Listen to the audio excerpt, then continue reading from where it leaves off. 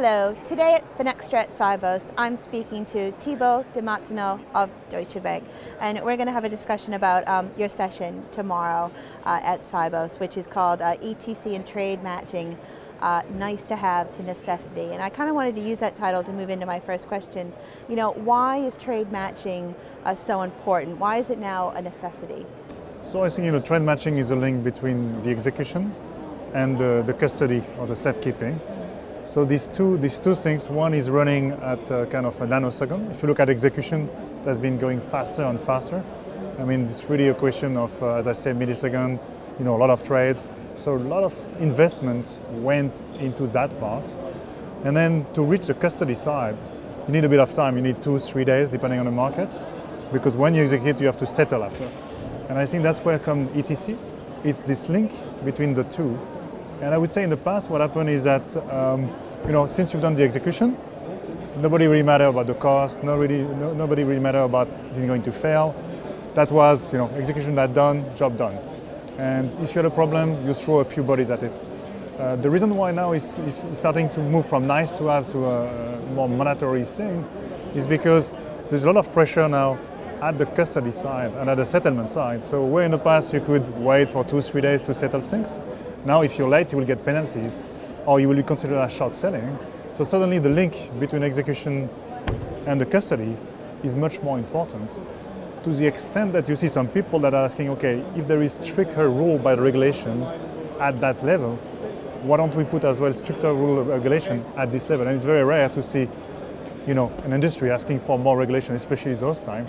It just shows to you the power of what's going on right now in terms of, if you really link the two, then you probably need as well to have, the threat confirmation happening on the same day of the execution.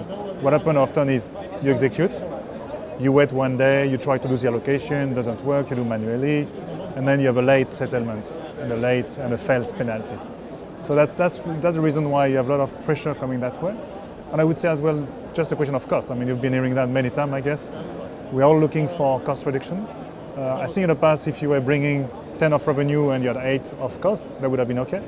Now nobody can accept that anymore. They would rather save 8 of cost and not having the 10 revenue. So you can't throw any more bodies at it. So there is a big need of automation, and that's where the technology is coming in, because you need as well light touch technology. Nobody has the investment for high infrastructure. So it's interesting to see how new technology, our web portal can help us to really bridge that gap between the execution and the custodian. So there are, of course, a lot of regional approaches to these post-trade issues, but I wanted to take advantage of the fact that we're in Asia. So what are some of those issues that are specific to the Asia-Pac region? So I think on the Asia market, it varies from market to market. I mean, you have, two categories. You have what we call the end beneficiary market, which really, when you trade, you don't need to make too much allocation, because when you hit the stock exchange, you're already forced to say for whom you are trading to. So here the trade confirmation flow very naturally, because you have much more information at the beginning of the trade. And then you have the other markets, which are more like the global way of doing, and you fall exactly in the same category.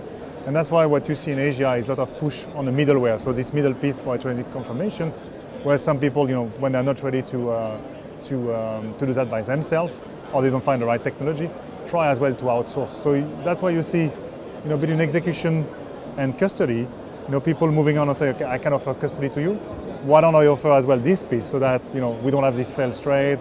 You have a good report about how it's going, how long it's taking, and I will take care for you post execution of all the rest in terms of the trade confirmation, making sure that everything's settled on time. So you see as well this trend in Asia around the outsourcing trend, and people looking for that. I mean, and to the extent that you have as well sometimes, almost a front to back, where someone can offer execution for you. As soon as you send the execution, they will themselves send the settlement for you as well. So you have a full STP and a full, from execution back to custody. It doesn't work for everybody. It's a very specific model, but you can get as well a front to back, and it's developing a lot in Asia as well.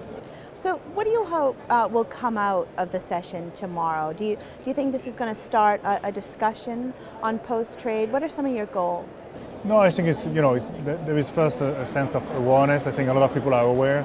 I think the good news is in this panel we have a buy side, a broker, custodian, so you have the three parties together. And what I want to get out of it is concrete example of what has been done in the different firms, and whether people in the audience can learn from it.